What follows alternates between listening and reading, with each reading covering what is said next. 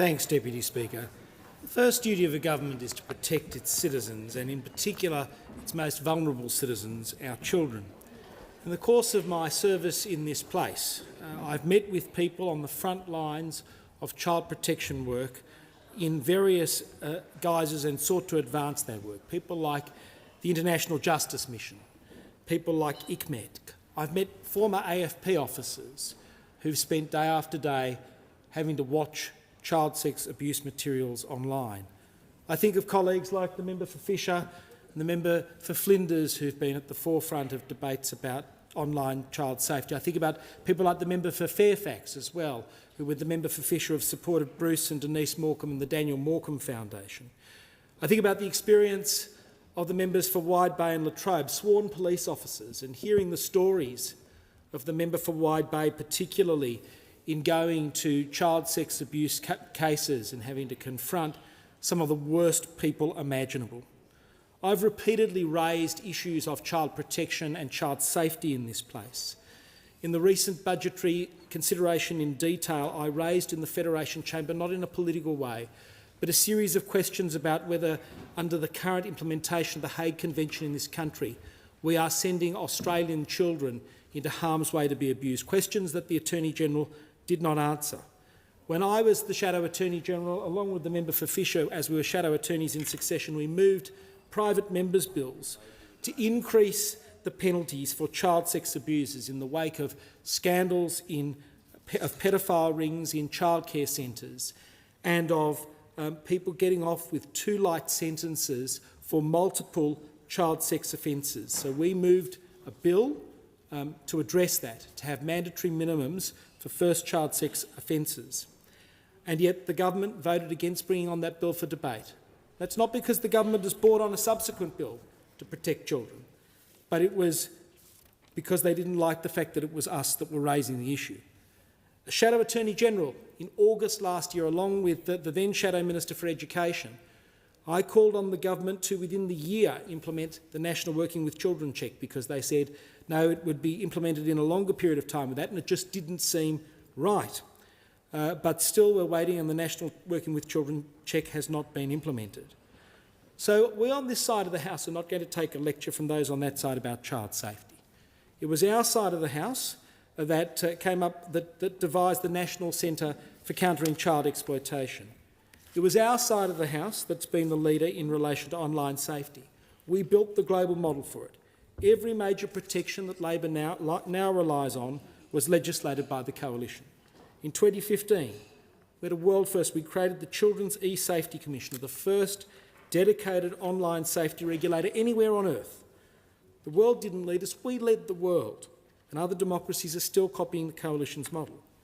In 2017, we dealt with image-based abuse. We built the world's first scheme to force platforms to take down intimate images shared without consent and hit perpetrators and non-compliant platforms with real financial penalties. In 2021, we introduced the Online Safety Act, the most comprehensive online safety regime in the nation's history. We codified the basic online safety expectations and created an adult cyber abuse takedown scheme and slashed the time platforms have to strip illegal and terrorist content from their feeds. That's not rhetoric, that's a record. That's the record of the Coalition in government. Now, Deputy Speaker, we support the social media ban. The social media ban was our idea. It was born of Coalition conviction that childhood is worth protecting. I mentioned my friend the member for Fisher. On several committees he pursued these issues. I've mentioned the member for Flinders.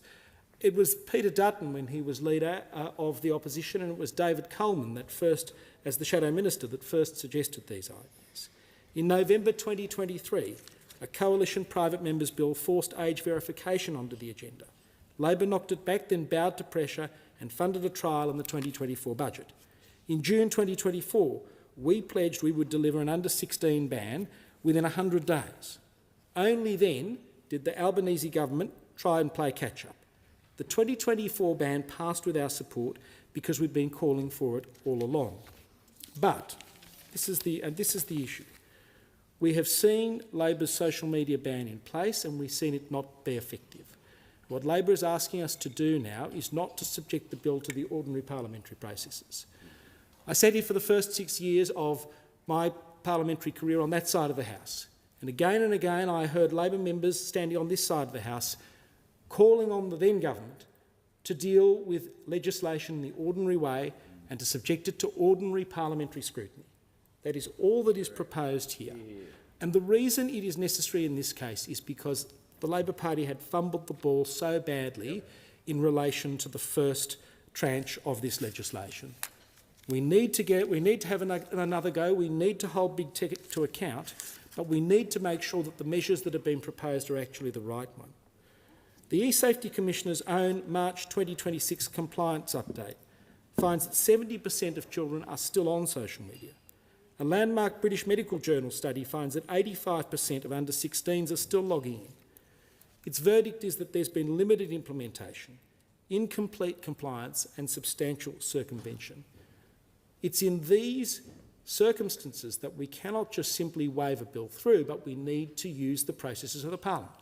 We need to do our job as legislators and apply the ordinary scrutiny, the scrutiny that we are all paid to provide to legislation, to these important bills, bills which I believe are very important. I think the social media ban is obviously important because it protects young, vulnerable children from the scourge of child sexual abusers and pedophiles and those people that would seek to prey on those children. But as the Shadow Education Minister, I have another reason for supporting the social media ban. The challenges that the world faces today will require our children, the next generation, to use all their brain power available, to have strong concentration spans, to ensure that they can address issues of global conflict, of economic insecurity, of AI. We're not going to be able to address that properly if we have young children addicted to social media, which ruins their concentration spans. It's why we've been so strong over the years on things like banning mobile phones in the classrooms, about reducing the use of technology in the classrooms, because we know that this has a very negative effect on children and their learning and their capacity. It's why we support the social media ban, but we are not going to wave things through carte blanche, given the record of this government and this minister and the failures of the first attempt here. The E-Safety Commissioner herself called the original ban a very blunt force approach, thrown together very quickly, with very thin scaffolding, with no potent powers. In her words, taking on the world's biggest tech companies is not like sticking a pink parking ticket on a windshield. We want to make sure that we've actually got the right powers to take rapacious big tech on and to make the penalties stick. That's the important thing here. That's what we are trying to do on this side of the House by doing our job, by doing our duty as parliamentarians to subject the bill to the proper scrutiny, to hear from the stakeholders, to hear from people who are advising big tech about what they think of this bill in order that we can plug any loopholes that might be found to make the scheme safer. We don't want to be back here in 6 months patching up the scheme again and again and again. We want to get this right this time. It's already failed once because we have a minister who's fumbled this and we have a government that has not taken these issues with all seriousness. Instead we have an opportunity to get this right, and that's why we are sending these matters to a Senate committee. These amendments are a confession. They're a confession that Labor should have done the job right from the very beginning. Not in the way they've done it, not in a way that was broadly criticised, not in a way where instead of focusing on the bill and focusing on the detail, the minister was focusing on selling the bill in her $100,000 New York trip. What we needed to do is to make sure that we focused on the very detail of the bill, and that's what this opportunity gives us. So it's sad today that we are having the matter of public importance on an issue which there is broad agreement on. There is agreement that we need to protect the safety of our children. We need to protect our children. No one in this place doesn't believe that we need to protect our children. But we on this side believe that we won't get a third go at this. We've got to get this right. We've got to demonstrate there's proper safeguards in place. We've got to demonstrate that this law is absolutely right, and the way to do that and to put it beyond doubt is to have the Parliamentary Committee look at it properly. Julian Leeser didn't hold back. He slammed Labour for fumbling the under-16 social media ban that's still failing to keep kids off the platforms. 70% of children are still online, according to the Safety Commissioner, with studies showing even higher numbers dodging the rules. Leeser's right. You can't take on big tech with a rushed, blunt force approach and thin scaffolding. The coalition built Australia's world-first online safety laws. They've been pushing real protections for years. Now Labour wants fixes rushed through without proper scrutiny. As Shadow Education Minister, Leeser also hits the bigger point. Our kids need sharp minds for the future, not social media destroying their concentration. Time to send this to committee, do the job properly, and finally deliver real accountability. Kids deserve better than more political spin.